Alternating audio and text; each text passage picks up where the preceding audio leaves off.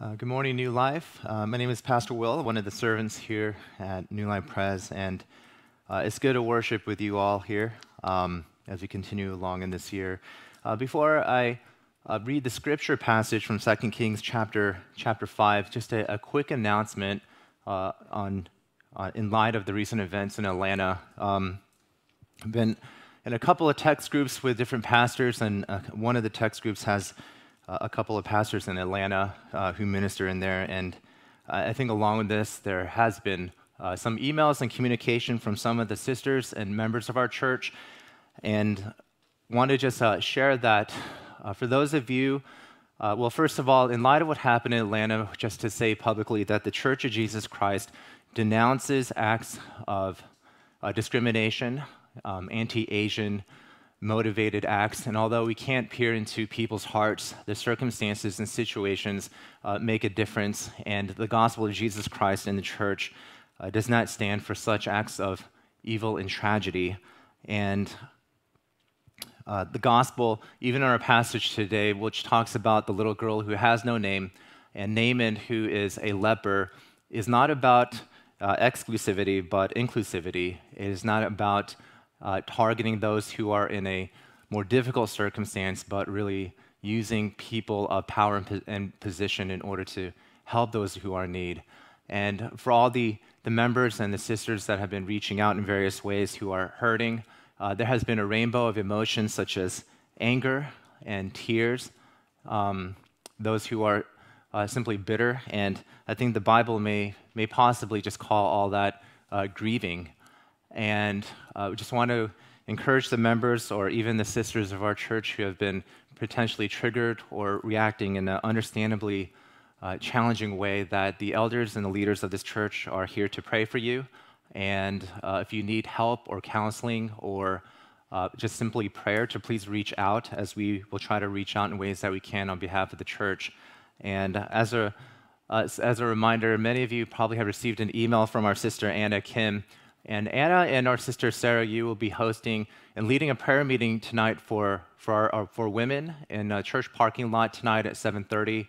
It's a way to just share and to pray and to grieve together and to lament the tragedy of this past week. And so, if you have any more questions, please reach out to our sister Anna, and it'll be a good time to pray. With that said, let me read the passage for us today. It's 2 Kings chapter 5, verses 1 to 16. This is God's word as we continue our series on idols of the heart. Starting with verse 1, it says, Naaman, commander of the army of the king of Syria, was a great man with his master and in high favor, because by him the Lord had given victory to Syria. He was a mighty man of valor, but he was a leper. Now the Syrians on one of their raids had carried off a little girl from the land of Israel, and she worked in the service of Naaman's wife. She said to her mistress, Would that my lord were with a prophet who is in Samaria, he would cure him of his leprosy. So Naaman went in and told his lord, Thus and so spoke the girl from the land of Israel. And the king of Syria said, Go now, and I will send a letter to the king of Israel. So he went, taking with him 10 talents of silver, 6,000 shekels of gold, and 10 changes of clothing. And he brought the letter to the king of Israel, which read, When this letter reaches you, know that I have sent to you Naaman my servant, that you may cure him of leprosy. And when the king of Israel read the letter, he tore his clothes and said, Am I God to kill and to make alive, that this man sends word to me to cure a man of his leprosy? Only consider and see how he is seeking a quarrel with me. But when Elisha, the man of God, heard that the king of Israel had torn his clothes, he sent to the king, saying, Why have you torn your clothes? Let him come now to me, that he may know that there is a prophet in Israel. So Naaman came with his horses and chariots and stood at the door of Elisha's house. And Elisha sent a messenger to him, saying, Go and wash in the Jordan 7 times, and your flesh shall be restored, and you shall be clean. But Naaman was angry and went away, saying, Behold, I thought he would surely come out to me and stand and call upon the name of the Lord his God, and wave his hand over the place and cure the leper. Are not Abana and Pharpar, the rivers of Damascus, better than all the waters of Israel? Could I not wash in them and be clean? So he turned away and went away in a rage. But his servants came near and said to him, My father, it is a great word the prophet has spoken to you. Will you not do it? Has he actually said to you, Wash and be clean? So he went down and dipped himself 7 times in the Jordan according to the word of the man of God, and his flesh was restored like the flesh of a little child, and he was clean. Then he returned to the man of God, he and all his company, and he came and stood before him, and he said, Behold, I know that there is no God in all the earth but in Israel, so accept now a present from your servant. But he said, As the Lord lives, before whom I stand, I will receive none. And he urged him to take it, but he refused. And this is God's word for us. And as we continue this series on Isles of the Heart, this is our 3rd week, and week by week, as you guys already know, we are tackling one potential idol in the hearts of humanity and looking at what the Bible may say and share to speak into this. And today, the idol we're considering is the idol of power. The idol of power. But I want to encourage you to think about it in this way, because power has its cousins, success, authority, achievement, even glory. So when I think about power, I want you to think about it with me along the idea of an idol matrix. In other words, there's a multifaceted idolatrous complex where there's power, there's success, there's achievement, there's influence, there's glory, there's respect. And all these are sort of different variations and cousins of the idolatry of power. And that's what we're going to consider in 2 Kings chapter 5. And when we look at the idol of power, we're going to center our attention upon the characters of this story. So first, we're going to look at Naaman, who had all the power. Secondly, we'll look at and consider this little girl who's almost not even recognized or remembered, but she's mentioned, and she, in fact, may be the most central character, this little girl who had no power. And then thirdly, we're going to look at how someone can change, the way to change. Or if you think about it this way, it's Jesus who had absolute ultimate power. So we'll look at Naaman, who had all the power, the little girl who had no power, and your way to change in Jesus Christ who had ultimate power. So let's look at this together. The idolatry of power. Let's consider the human character of Naaman. Because Naaman in this passage, I believe, is not just someone who becomes Christian and becomes saved.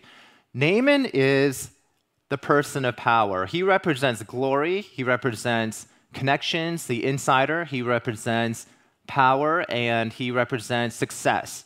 So you can tell by this that he represents that by the descriptions that the author gives Naaman in verse 1. So let's read that together. Naaman, commander of the army of the king of Syria, was a great man with his master and in high favor, because by him the Lord had given victory to Syria. He was a mighty man of valor, but he was a leper.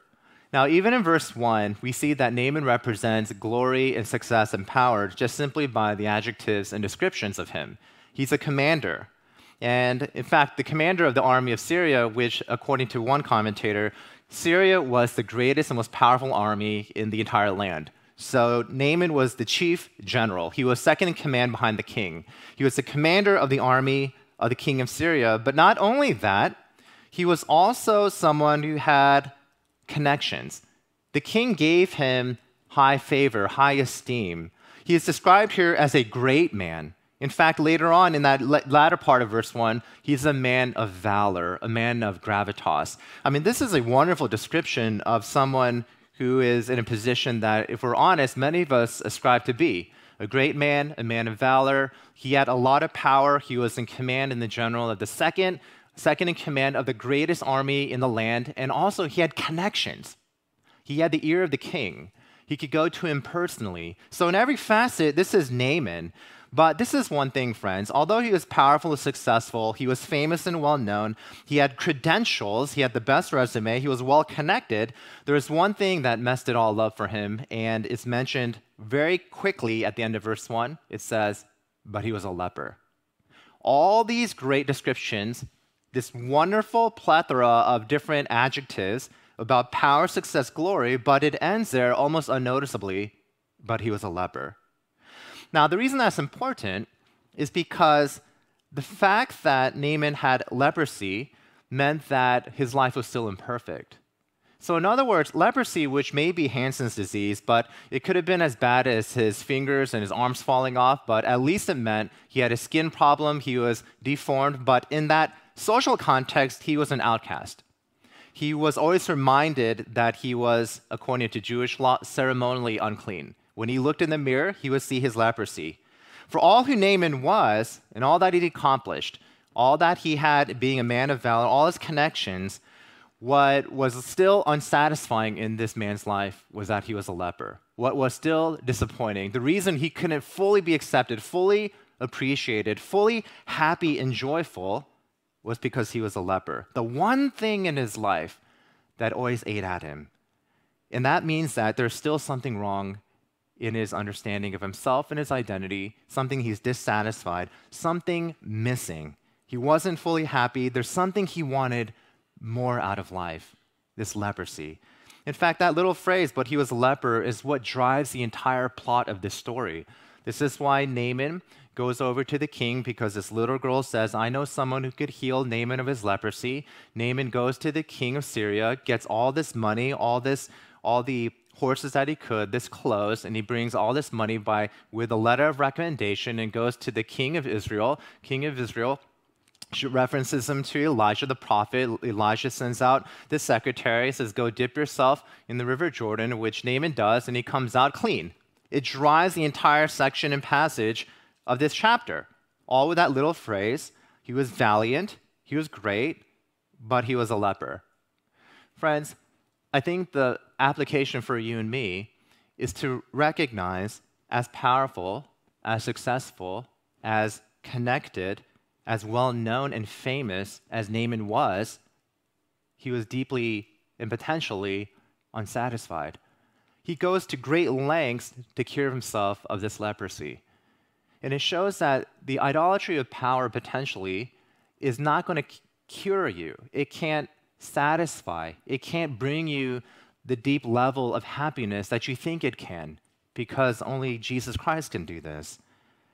Now, there's a video clip a while ago that showed a string of famous people, sports athletes, musicians, and actors, and they were all talking about how famous success doesn't bring full happiness. Now, there were people such as Jay-Z, Lady Gaga, Josh Radnor, Cameron Diaz, and they all had the same expression saying, people think we've made it. Our fans think that there's no reason for us to be depressed or unhappy. They basically said, fame equals success, which equals happiness. Almost to the point that glory, fame, and success, almost this power and influence they have, almost shapes someone that the only emotion a person like this can feel is happiness. But they share it's not actually that. It's far from that. As successful and as rich as they are, as famous as they are, as much influence that they have to turn the tides of culture, many of them are saying there's still something longing. They're still unsatisfied. It's the same thing as Naaman. They had all of this, but he was a leper. In an article on Inc.com written by John Brandon, he talks about this article was entitled, 5 Myths Almost Everyone Believes About Success and Power. 5 myths that everyone believes about success and power. And he summarizes it. People think it brings total fulfillment in life, but not really. And this is one of the quotes he says about this. Once you have achieved success over a long period, say by building up a company or reaching a sales quota, there is a temporary sense of well-being. It feels good in the moment. However, personal success can sometimes come at a cost to those around you. More important, it's often not as fulfilling as it seems. The money comes pouring in, but deep satisfaction in life remains elusive. Now, keep in mind, this is just an online publication for entrepreneurs. It's not a Christian publication. I'm not even sure if this guy's a believer. But even just being human, he recognizes that success won't really be the key to satisfaction and ultimate happiness. And this applies to everything. It could apply to working people to gain more money and position and power to move up the corporate ladder. It could apply to our youth, that you can apply and try to get into the greatest colleges, and that's certainly great. That's certainly fine, and it gives a temporary and real moment of happiness. But if you think that the key to life is getting accepted or achieving or getting promoted, as good as those things are, across the board, even in this secular realm, they're saying it remains elusive. It won't happen. The key to true happiness is not going to be in power, influence, success. That's Naaman, great man, high favor, man of valor, but he was a leper, unsatisfied. Still drove him to be angry, to use people, to be in a fit of rage. Now, this passage here, friends, as we look at the narrative of Naaman and his healing, it doesn't condemn power. Power is absolutely from God. He lets us borrow his power. Power in of itself is good. Christianity doesn't condemn power. Christianity condemns the abuse of it. Christianity and the gospel, Jesus condemns the abuse of power and the idolatry of power, but not the presence of power. So how do we know that Naaman had an issue with status and power? Well, this is sort of where you take Naaman and you begin to counsel him from the passage. You can tell that he probably has an idolatry of power, found his identity in success and connections by looking at how he reacts to people and circumstances. By the way, friends, the way that you can tell someone has a potential idol is that you always look at how they interpret and respond to their environment, how they understand themselves, respond to people's actions and words, their environment around them, whether they succeed or fail. The way that you can tell someone has a potential idol of power is in their reactions and the way they talk. And in a nutshell, we know that Naaman probably had an idol of power, found his identity and position because he was entitled and he was angry. He was entitled and he was angry. Look at verse 11. But Naaman was angry and went away, saying, Behold, I thought that he would surely come out to me and stand and call upon the name of the Lord his God and wave his hand over the place and cure the leper. See, it's interesting here. When you read verse 11, it almost seems as if Naaman was angry, not because he wasn't cured, but in the way that he thought he would be cured. He thought that, people would roll out the red carpet. He thought that Elisha would come out directly himself and perform this great miracle, wave his hand over Naaman, show him all the deference and honorific titles, because that's what he's used to. He was the upper elite social class. He's used to people serving him and listening to him. He commands him. And so it reads in verse 11 that he was angry because he says, I thought they would come out to me and stand and call upon the name of the Lord his God and wave his hand and place the cure and cure the leper. But in fact, what happens here? Elisha doesn't do any of that. He doesn't even come out. Naaman was probably offended by this. Why doesn't the prophet come out? Instead of getting a miracle, you know what Naaman got? He got the secretary. The secretary went out, opens the door, Naaman, go wash yourself in the Jordans 7 times. And by the way, commentators say the Jordan River was the dirtiest river that was around. It was basically where all the waste and sewage goes to. That's what Naaman got. In fact, one commentator says, in verse 11, the grammatical structure emphasizes the first personal pronoun. So basically in verse 11, it emphasizes, I thought that he would come out to me. Self-centric, self-concentrated, and he reacts in anger. In verse 12, so he turned away and he went in rage. Now keep in mind, rage and anger are good if they're directed towards sin and injustice and brokenness, but this is because he wasn't treated and he wouldn't get the red carpet. He was angry, he went out in a rage because he wanted Elijah, but he got the secretary. He wanted a miracle, but he got a bath in the dirtiest waters. That's why you can tell that he potentially had an idol of power, of finding his identity and being glorious and being famous and having connections, because he was entitled and he responds to circumstances in anger. Friends, do you have an idolatry of power, achievement, success? Are you used to people catering to you, deferring to you? Do you find it hard to maintain close friends? Because usually people who abuse power and have an idol of power don't have really close friends because they use people rather than loving people. Do you find yourself, if you're honest, are you able to take an honest look at yourself and say, am I an angry person? And don't think it has to be in a rage. Are you always disappointed in people? Are you angry at people? Do you feel that people are always a little bit tense around you because they don't want to make you explode? Now take an honest look, because if you are like that, then you may be more like Naaman than you realize. Now, not all angry people worship power, But I think all people who worship power probably have some version of this anger and this fit of rage. They're irritable, they're easily annoyed, and they tend to use people rather than love people. These are symptoms, entitlement and anger, are symptoms of power-sick people. And Naaman shows us that rather than leprosy, he needed to be cured of himself, of his idolatry, of his own sin. And this leads us to the second point. Let's look at the little girl. It's just a reading, compare, and contrast. Let's look at this little girl. It contrasts with Naaman. One commentator said it this way, sort of paraphrasing, but when you contrast Naaman with this little girl, we see that she was an Israelite, Naaman was an Aramaean, this little girl was a little maiden, but Naaman was a great man. The little girl was a captive servant, Naaman was a great commander. Naaman had fame and access to the king. This little girl had no name. She was not even not famous. She just didn't even exist, and she had to be a servant upon Naaman's wife. So the contrast is intentionally written there to be remarkable. In fact, the descriptions of the little girl are entirely opposite of Naaman. Naaman, the man who had great valor, who has access to the king in high favor. The little girl, by her credentials, her resume, had all the descriptions of the opposite of the lowest of the low in the low class. In the context of Syria, she was a foreigner, meaning she was an exile. She was a slave. She was young, maybe around 12 to 14 years old. She was female, which means that it's not a great circumstance to be in because it's a very patriarchal, chauvinistic culture, and she was nameless. And here's the miracle, friends.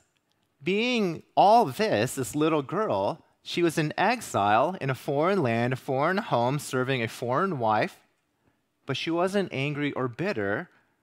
She was empathetic, and what does she do? She evangelizes. She says, probably as she was taking care of Naaman's wife, maybe brushing her hair or cleaning the room, saying and hearing that Naaman, the great general, has leprosy, she probably, I would imagine, sort of going beyond the passage, I would imagine this little girl saying, I know a man who can cure Naaman's leprosy. There's a prophet of the God of Israel. I think he could cure the man of his leprosy. Now think about this, friends. Because this little girl was a slave, what the scholars will note is that most likely that the Syrian army took her parents and either sold the parents off as slaves or killed them. And then they took this little girl and brought them into the house. And that all happened under the leadership of Naaman. He was a general. He was a powerful man. So this little girl probably lost her parents. She was at least kidnapped, and she was enslaved, all under the leadership of Naaman. Now, what would you do if you were this little girl? I would probably be broken, hurt, and she probably was that as well. I probably would have been, God strike down Naaman, may he die. I would probably dance over his grave. If he had leprosy, I pray that it would be even more intense. I pray the leprosy would make him more unattractive, more of a social outcast. May his skin completely rot. But this little girl doesn't do this. Remember, Naaman was the general overseeing the selling or the killing of her parents. She doesn't do this. She says, I know a man who could cure Naaman of his leprosy. That's the little girl. The world counted her as nothing, but in God's economy, her life counted for something in God's eyes. She is considered nothing in this world, but God counted her as something significant in the economy of God's kingdom. She was a bold evangelist. She says there in verse 3, she said to her mistress, would that my Lord were with the prophet who is in Samaria. He would cure him of his leprosy. A bold evangelist. Phil Ryken mentions how bold this little girl must have been. She probably has nothing to lose and actually wants Naaman to be cured, so she shares about the power of the true Israel, of the true God of Israel.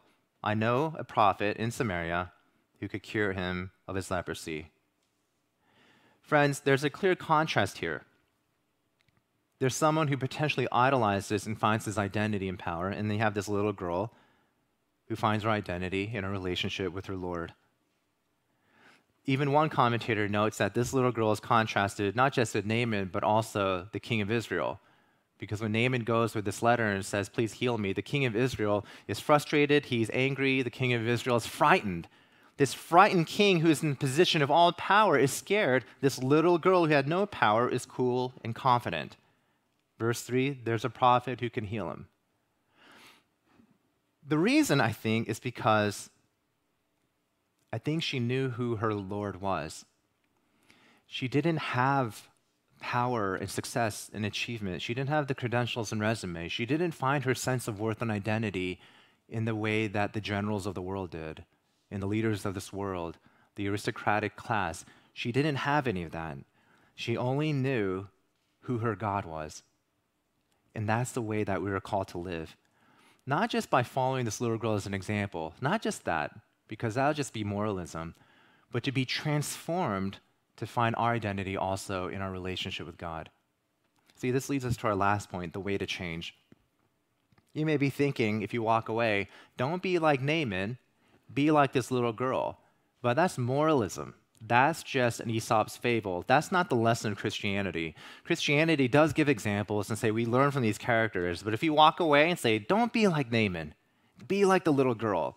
Well, it is true, but you can't be like the little girl. That's a problem. You can't be like her. You can't be calm, cool, and composed. You can't be someone who lost their parents and is serving as a slave in an enemy palace and cares empathetically for the general who killed your parents or sold them off. You can't be like that on your own resources, on your own morality, your own thinking and intellect. You can't. Because that's what you'll do if you think, don't be like Naaman, but be like the little girl. You're going to devastate yourself. You're going to disappoint yourself. You can't actually do it because on your own strengths and your sin, you don't have the resources to do this. So how can you change? Let's say that you look at yourself, an honest look in the mirror, and you say, I do get angry. I do have low-grade anger when it comes out of frustration, irritability. I do realize that I don't have the best relationships because people are tense around me. They walk on eggshells around me. I do realize that I try to throw my influence and money and power around, not just to love people, but in order for people to accept me. These are all indicators of someone who has potential idol of power. And you take an honest look at yourself and say, I don't want to be like that. I want to be like this little girl. How can I change? Well, this is the point number 3. Naaman expected a miracle, but you know what he got? He got a bath. He wanted this Harry Potter, wave your wand over and you'll be automatically cured. Naaman wanted the red carpet rolled out. He had a letter of recommendation for the strongest and most powerful king in Syria, brings a letter of recommendation, brings his horses, a change of clothes, shekels of gold, all this silver, talents of silver, and he wanted a miracle. He wanted trumpets to sound. He wanted a grand, glorious ceremony. But you know what he got? He got bathed in the dirty water. That's what he gets. But you know what? The bath, you know what it represents? Naaman wanted a miracle, but he got it in the form of grace. He just dipped himself in water. Look at verse 14. So he went down and dipped himself 7 times in the Jordan, according to the word of the man of God, and his flesh was restored like the flesh of a little child, and he was clean. Flesh of a little child. You know what that says? That's an interesting phrase there. Now, many of us, especially in our culture, we want to look younger, we want to look beautiful, we want to have all kinds of lotions and cosmetics that promise this sort of youthful age and this look. You know, our culture is one that wants to stop the progression of age and make our wrinkles and the lines around our eyes disappear. That's our culture, if we're going to be honest with ourselves. So we can resonate with this, that Naaman, however old he was, had probably the worst acne, the worst skin that you could imagine, and he dips himself in the river Jordan, and it comes out like flesh of a little child.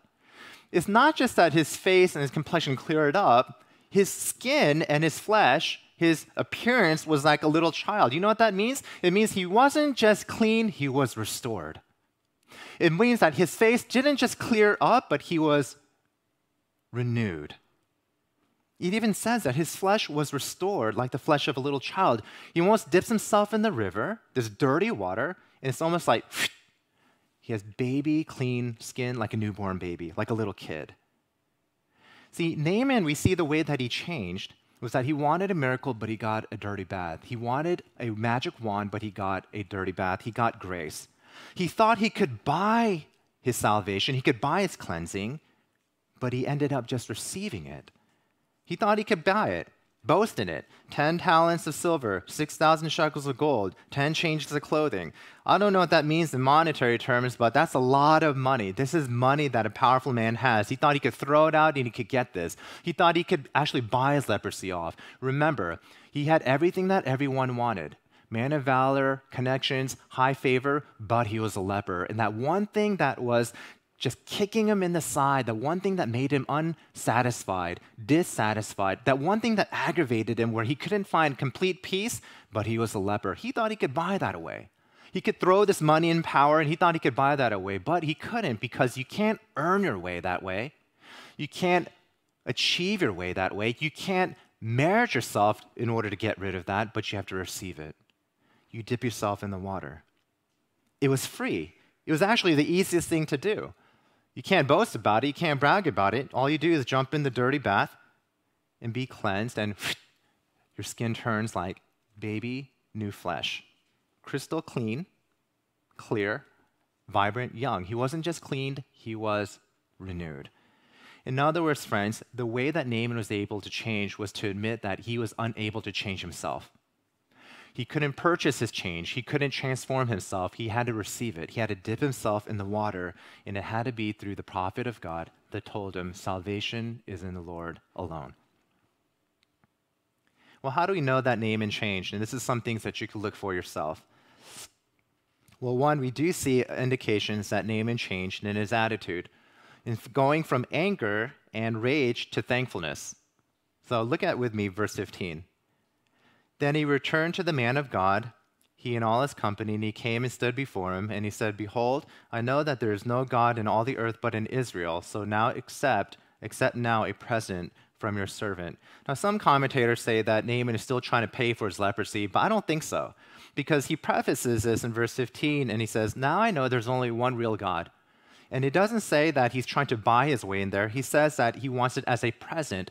Presents, you don't necessarily give presents to earn something. You give presents because you just want to be thankful.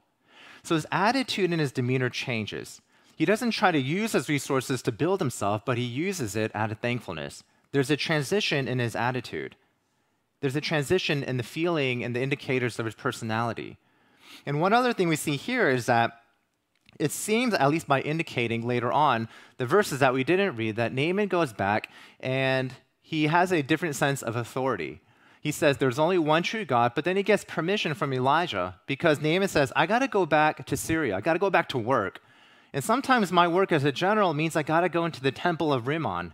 And he says, I'm not going to worship Rimmon, but that's my culture. I got to go there. So I'm not going to worship them because only the true God of Israel is a real God. I'm going to take this dirt. I'm going to use this dirt to build a memorial. I'm going to worship the true God. But he gets permission from Elijah to say, I'm not worshiping Rimmon, but is it okay if I still do my job? I got to pay the bills. So he has a different sense of authority. One who gets angry and is in a rage because he's absolute authority. One who thinks that everybody should roll the carpet out for him and he gets disappointed. He transitions from this because once he dips himself in the river Jordan, he comes out and now he's deferential. The one who expected all the deference, out of humility, shows deference to someone else now. Elijah, can I get permission to do this? Can you give me the green light? Am I okay to do that? Friends, one of the greatest ways that you could tell you're really changing if you struggle with power is out of humility, out of meekness. You can show deference and show that you report into authority. You move to be a man and a person of God who uses your possessions not to gain, but to give. You move from this sense of insecurity and restlessness, because that's really about what some people think power is. The most powerful people are driven by an insecurity to fulfill this innate desire. No, but he was a leper. He was still insecure, Naaman was, I think. Man of valor, high connections, but he was insecure. He was restless. He was fearful. He didn't want to be ashamed anymore. That's why leprosy was really the disease of shame. You were always ostracized. You were somebody who was low. You were somebody who was not included. But when he was cleaned, he was finally accepted. No more shame. No more embarrassment. And he transitions, Naaman does, from being someone who is angry in a fit of rage, who felt insecure because of his leprosy. Now he's accepted. He's cleansed and he's clean, not because of a miracle, but because he got water and got grace. Matt Chandler has said this once about the worship of power. The greatest nightmare of somebody who worships power is humiliation. So one way to know that you actually have a potential idol of power is because your greatest fear is to look incompetent, unintelligent, making mistakes. The greatest fear, the greatest nightmare of somebody who worships power is humiliation. And that potentially was Naaman. Let me on this, friends. How do you change? You too need to go into the River Jordan and dip yourself 7 times. Not literally, so don't go to your pool in the backyard and don't go to the ocean, but to realize that there is a River Jordan for you, that there is grace for you. You can't earn or merit. You can't say, I'm going to pray this many times, I'm going to be giving this much money out. No matter how much you try to throw your achievements and morality, it didn't work for Naaman, and he was a greater person than you and me, probably, at least in the worldly accomplishments. It didn't work for Naaman, it's not going to work for you. The way that you could be like the little girl is because you have to receive grace as well. Grace that comes through brokenness and the weakness of this world. Well, what do I mean by this? Over and over again, if you want to know how you can change through the gospel of Jesus Christ, through the grace that you receive in the cross, over and over again in the Bible, we'll see that God always works in unprecedented ways. He always works in the way that the world doesn't. In the Bible, it's not the loved woman in which salvation comes through, but it's always the girl that nobody wanted. Remember when we looked at Rachel and Leah? It's actually Leah who is the older sister, the one that no one wanted. Salvation came through her. Jesus is born through Leah. In the Bible, over and over again, it flips things upside and down. It doesn't always go to the more attractive girl, it goes to the girl that was rejected. It doesn't always go to the older son, it always went through the younger son. It was always Leah. It was always Hannah. It was always Sarah. The women who were too old, the ones who weren't necessarily esteemed. It was the weaker one, never the person that you think. Always the younger brother and never the older brother who inherits everything. Over and over again, we see that throughout the entire Bible. Salvation, friends, grace comes through the weakness of this world. Always through the unwanted, the marginalized. Always the people that the world rejects, but God uses to accomplish his plan. Because ultimately, the way you change comes through grace and salvation through weakness. Jesus Christ. He came to this earth like a little suffering servant. He came into this earth born in a dirty manger. He came into this earth and the announcement was made not to the governors and the kings and queens of the land when Jesus was born. It came to the lowest of the low, the mangers, the shepherds. He came in weakness because Jesus coming in weakness comes for those who are weak.